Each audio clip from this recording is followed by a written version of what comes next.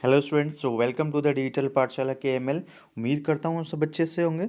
आज की वीडियो में हम बात करेंगे आपका क्लास फोर्थ इंग्लिश की पोएम के बारे में, और उस पोएम का नाम है आपका the naughty boy. So it's very interesting poem. इस पोएम को आपको लिखा है जॉन कीट्स ने, आपका जो कि एक इंग्लिश पोएट थे। तो ये बहुत ही छोटी उम्र में आपके ख़त्म हो गए थे। So he died at the age of 26 only. तो 26 साल की उम्र में इनकी क्या हो गई, मृत्यु हो गई थी आपका।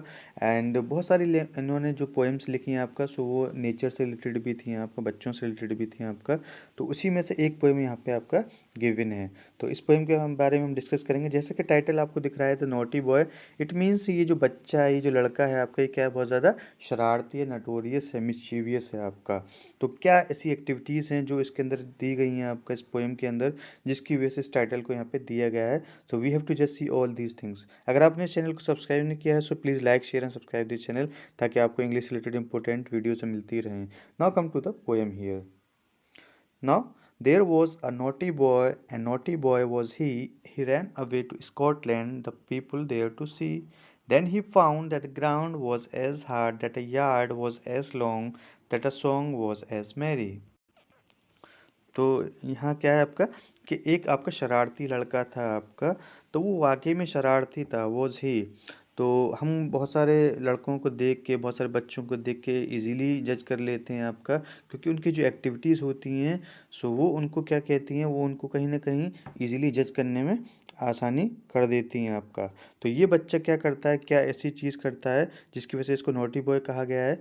तो ये क्या करता है, ये भाग के आ जाता है स्कॉटलैंड। तो स्कॉटलैंड क्या है आपका, स्कॉटलैंड एक आपकी जगह है, कंट्री है, जो कि यूनाइटेड किंगडम के अंदर पड़ती है, जैसा कि आपको यहाँ मैप में दिख रहा होगा, जो कि येलो कलर में आपका गिवन है।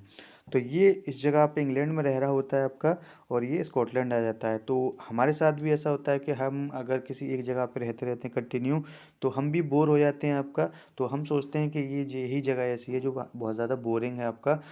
तो उस टाइम पे हमारे दिमाग में आता है कि we have to visit some new places. तो हम भी नई नई जगहों को घूमने की कोशिश करते हैं आपका।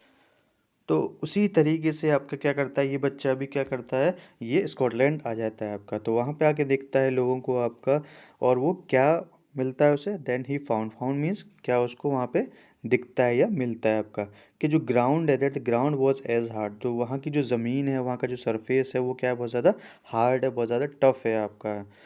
As that a yard was as long. तो यार्ड होती है एक यूनिट जो कि मेज़र करने के लिए यूज़ करी जाती है, जो कि स्टैंडर्ड यूनिट है आपका।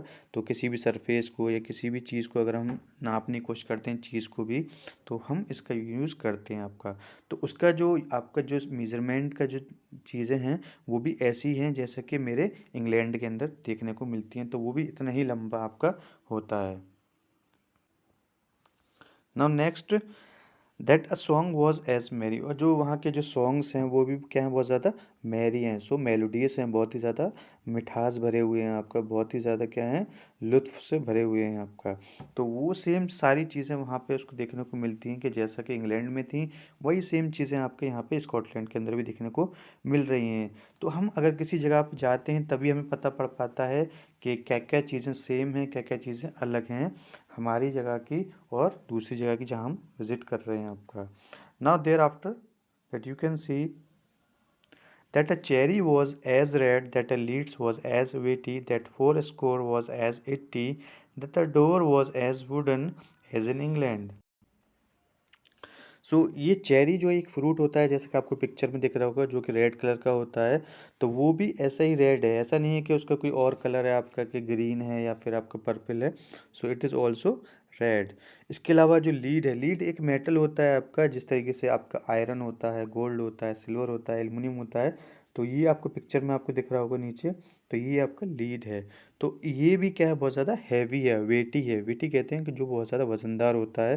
तो ये आपकी लीड की शीट्स हैं, जो आप यहाँ देख सकते हैं, दैट हाउ इज इट, तो लीड कैसा होता है। That four score was as 80।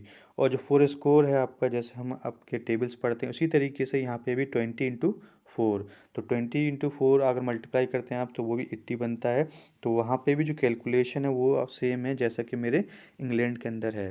और जो दरवाजे हैं, जो डोर हैं, वो भी क्या हैं, वुडन है, वो भी लकड़ी के हैं। ऐसा नहीं है कि वहाँ पे जो डोर्स हैं, जो विंडो हैं, वो क्या हैं, कुछ अलग चीज़ों की बनाई गई हैं आपका। तो सेम है। As in England. तो इंग्लैंड आपने देखा मैप के अंदर, जो कि आपका स्कॉटलैंड के क्या है, साउथ में है आपका। So he stood in his shoes and he wandered.